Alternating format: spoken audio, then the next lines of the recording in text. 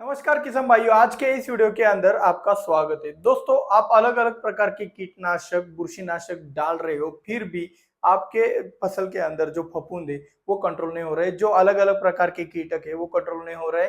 और इन सब के पीछे जो आप केमिकल का इस्तेमाल कर रहे हो, आज तक उनके रिजल्ट तो बहुत बढ़िया आ रहे थे, लेकिन अभी अभी क्या हो रहा है कि कुछ कीटकों के लिए जो इंसेक्टिसाइड के तौर पर ये ज्यादा हो रहा है कि भाई इंसेक्टिसाइड के रिजल्ट ही नहीं आ रहे। तो ऐसे सिचुएशन में कीटकों के लिए कार्य करने के लिए हमें कोई अल्टरनेटिव की जरूरत है। और भाई केमिकल का अल्टरनेटिव तो भाई बायोलॉजिकल हो सकता है, ऑर्गेनिक हो सकता है। तो ऑर्गेनिक में ऐसा कौन सा वाला सोर्स है जो कि आपका सबसे बढ़िया तरीके से काम करने वाला है? और हाँ, वो सोर्स लगभग फ्री भी हो सकता है आपके लिए, या फिर थोड़े नॉमिनल आपको कीमत भी देनी पड़ सकती है। तो चलिए शुरुआत करते हैं आज के इस वीडियो की एक धमाकेदार लाइक से। और आज का विषय है फ्री और बेहतर काम करने वाला कॉम्बिनेशन। जी हाँ, जिस तरीके से हमने अभी तक आपको क्या सिखाया कि भाई आप गाय का दूध या फिर भैंस का दूध या फिर किसी भी प्रकार का दूध जो थैली में ना मिलता हो, क्योंकि उसके अंदर प्रिजर्वेटिव का इस्तेमाल किया जाता है। पाउडर वाला दूध तो केमिकल ही होता है लगभग।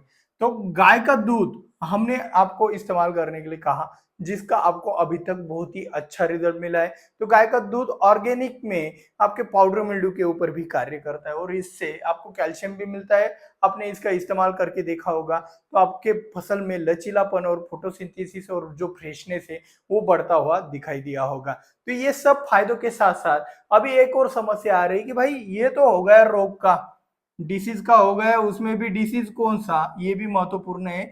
ये डिसीज पाउडर मिल्ड्यू को ही कार्य करता है, ये बात ध्यान में रखना है। वरना भाई आप डाउनी मिल्ड्यू के लिए इसके प्रयोग करते रहेंगे तो यहाँ पे रिजल्ट नहीं मिलने वाला है। तो और एक बात, हम हर एक स्प्रे में काउ मिल्क या फिर गाय के दूध भैंस का दूध आधा लीटर कंपलसरी ले रहे हैं, उसका अच्छा रिजल्ट है, कोई रिएक्शन नहीं करता, कुछ नहीं करता, बहुत ही अच्छा। अभी देखो, हमें धीरे धीरे ऑर्गेनिक की तरफ स्विच होना है, तो हमें अल्टरनेटिव का इस्तेमाल करना स्टार्ट भी करना होगा।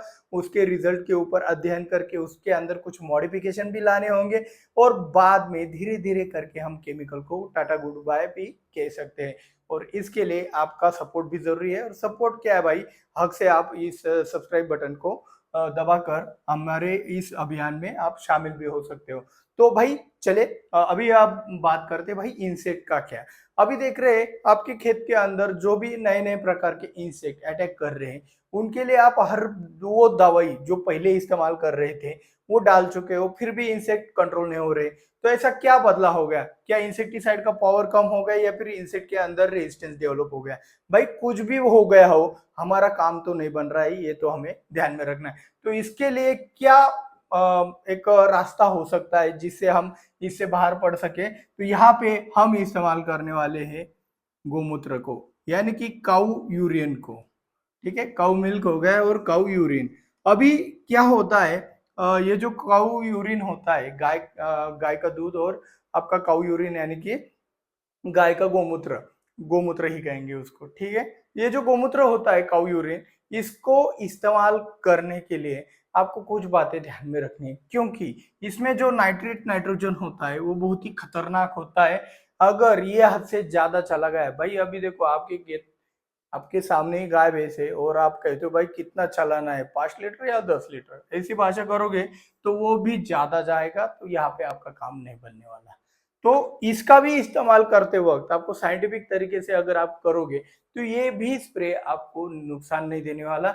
आज के इस कॉम्बिनेशन के अंदर हम आपको सिखाने वाले कि कैसे आप काउ मिल्क और काउ यूरिन को, यानी गाय के दूध और गोमूत्र को, दोनों को एक साथ कैसे इस्तेमाल कर सकते हो, जिससे आप बहुत ही ज्यादा बड़ा फायदा कमा सकते हो। नाइट्रोजन इसमें 90% से ज्यादा आता है, 94%, 95% तक भी इसमें नाइट्रोजन होता है आपके गोमूत्र के अंदर। तो गोमूत्र क्या काम करता है भाई? गोमूत्र के अंदर एक अलग प्रकार की गंध होती है, उस गंध के कारण वो इंसेक्टिसाइड का भी कार्य करता है, बैक्टीरिया साइड का भी कार्य करता है। तो जैसे गाय के दूध का अलग अलग प्रकार से उपयोग होता है, वैसे ही इसका भी अच्छी तरीके से उपयोग होता है।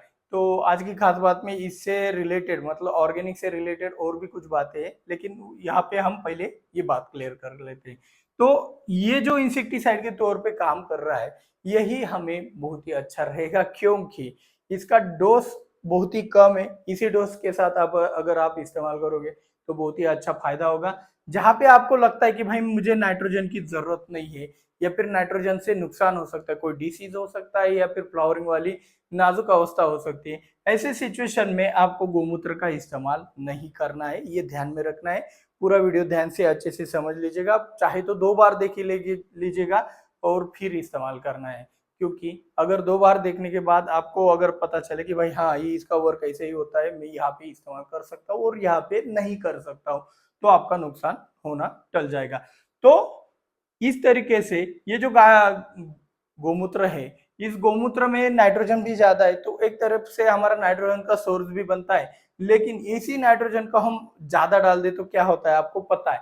तो इसीलिए वही सोच दिमाग में रखकर इसका डोज आपको इस्तेमाल करना है। ज्यादा डोज इस्तेमाल बिल्कुल भी नहीं करना है। और जिस तरीके से हम गाय के दूध का इस्तेमाल हर एक कॉम्बिनेशन में करते हैं, हमारा कुछ केमिकल वाला कॉम्बिनेशन है उसके अंदर भी हम इस गाय के दूध का इस्तेमाल करते थे, उसी तरीके से आप इस गोमूत्र का भी इस्तेमाल कर सकते हो, लेकिन एक कंडीशन के ऊपर। गोमूत्र का हर एक स्प्रे में इस्तेमाल करने से पहले आपके कॉम्बिनेशन के अंदर नाइट्रोजन अलग से नहीं होना चाहिए, जैसे कि यूरिया हो गया या फिर 19-19 हो गया, 12-61 हो गया, तो वहां पे क्या होगा, वो डबल हो जाएगा, ट्रिपल हो जाएगा। तो वहां पे यहाँ पे आपको क्या करना है, संभल कर रहना है अच्छी तरीके से।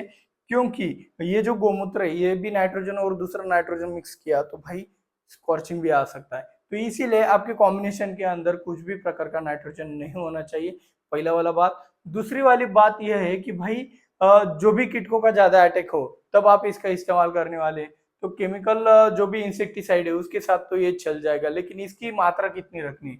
जैसे कि गाय के दूध का कोई लिमिट नहीं भाई, हम 500 ml 200 लीटर पानी के लिए, 1 लीटर तक हम इसका इस्तेमाल कर रहे हैं 200 लीटर पानी के लिए गाय के दूध का। उसी तरीके से गोमूत्र का इस्तेमाल आपको 1 ml से करना है बस, 200 लीटर पानी के लिए 200 ml। शुरुआती में इतना ही करेंगे और जैसे जैसे हम इसके अंदर ज्यादा अध्ययन कर लेंगे तो वैसे वैसे ही हम इसका डोज मॉडिफाई कर सकते हैं। समझ जाओ इस चीज को। तो ये जो गोमूत्र और आपका गाय का दूध है, ये कब इस्तेमाल करना है, मतलब इसका स्प्रेइंग टाइम क्या होना चाहिए भाई। स्प्रेइंग टाइम दोपहर का बिल्कुल ना रखिए, क्योंकि दोपहर में ऐसी चीजों का इस्तेमाल करने से स्कॉर्चिंग आता है। एक तो सुबह जल्दी या फिर शाम को ही ऐसी चीजों का इस्तेमाल करना चाहिए। आपके फसल के ऊपर कोई भी ज्यादा प्रकार का डिसीज नहीं होना चाहिए, तब जाके आप इसका इस्तेमाल अच्छी तरीके से कर सकते हो। तो अभी हम चलते हैं खास बात की तरफ। तो भाई आज की खास बात में मैं आपको ये बताने वाला हूँ कि भाई अभी एक चीज हो रही है, हमारी डिपेंडेंसी बढ़ गई, मतलब हम कुछ चीजों के लिए दूसरे के ऊपर डिपेंड है। जैसे कि डेलीगेट हो गया या फिर अपना कराटे हो गया, हम ये घर पे नहीं बना सकती, ये कंपनियां बना कर देती है। अभी कंपनियां ने, अभी देखो कोई भी कंपनी हो, हमें कोई लेन देन नहीं, कुछ इंसेक्टिसाइड का उदाहरण ले लो, उसने रिजल्ट कम दिए कर दिए, पावर कम कर दिए। हम तो डिपेंड है भाई, जो दे रहे हैं वो तो लेना पड़ेगा और हमारा रिजल्ट कम आ जाता है। तो उसी तरीके से ये जो हम फॉर्मूले बना रहे हैं ना, गाय का दूध, कौन क्या करेगा भाई, कोई मिलावट करेगा पानी का, कुछ भी नहीं, आपके सामने ही निकालो, आप खुद ही इस्तेमाल करो। इसलिए इसमें डिपेंडेंसी खत्म हो गई। फॉर्मूले ऐसे बनाने हैं हमें आगे से कि भाई किसी कंपनी के ऊपर डिपेंड ना रहना पड़े, कोई प्रोडक्ट के ऊपर डिपेंड ना रहना पड़े। गोमूत्र हो गया, किसी के ऊपर डिपेंडेंसी है कुछ भी नहीं, सिर्फ गाय के ऊपर है या फिर भैंस के ऊपर है। तो इस तरीके से गोमूत्र का भी इस्तेमाल हो सकता है। तो आज की खास बात में मैं आपको यही समझाना चाहता हूँ कि जो आप मार्केट से नीम ऑयल ले रहे हो, फिश ऑयल ले रहे हो, ये जो नीम ऑयल और फिश ऑयल है, इसका क्वालिटी कैसा आ रहा है ये बताइए। थोड़ा कम ही आ रहा है। पहले नीम ऑयल बहुत ही अच्छा स्ट्रॉन्ग आता, 10,000 ppm का भी बहुत ही शानदार तरीके से रिजल्ट दे देता था। अब सिर्फ क्या मिल रहा है आपको बताने की जरूरत नहीं है। तो इसीलिए डिपेंडेंसी यानी कि दूसरे के ऊपर डिपेंड रहना अभी हमें छोड़ना होगा। कुछ ऐसे तरीके ढूंढने होंगे जिसके लिए कोई भी दाम या फिर कुछ भी थोड़ा दाम लगा तो चलेगा, लेकिन किसी के ऊपर डिपेंड रहना ना पड़े। तो इस तरीके से गोमूत्र का इस्तेमाल करना है, डिसीज होते हुए आपको गोमूत्र का इस्तेमाल नहीं करना है। अब इसका भी इस्तेमाल करना आप थोड़ा सा स्टार्ट कीजिए। आपने सब केमिकल तो इस्तेमाल कर लिए, एक बात समझ लो, ऐसे भी मरना है वैसे भी मरना है। अब तो आप लास्ट में आ गए हो, सब इंसेक्टिसाइड का इस्तेमाल कर लिया है भाई, अब ऐसे मरना है वैसे मरना है, तो थोड़ा सा ये भी ट्रायल लिया कीजिए।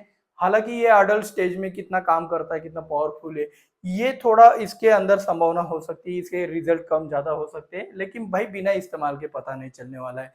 तो आपका क्या अनुभव आया है गोमूत्र का स्प्रेइंग करने के बाद, मुझे नीचे कमेंट सेक्शन में जरूर बताना। और हाँ, ऐसी चीजों को ज्यादा जानना चाहते हो तो भाई ज्यादा से ज्यादा शेयर करके इस फैमिली को सपोर्ट भी करना पड़ेगा, जो कि आपका उत्तरदायित्व है सपोर्ट करना। तो प्लीज कीजिएगा। मिलते हैं अगले वीडियो में। जय जवान जय किसान।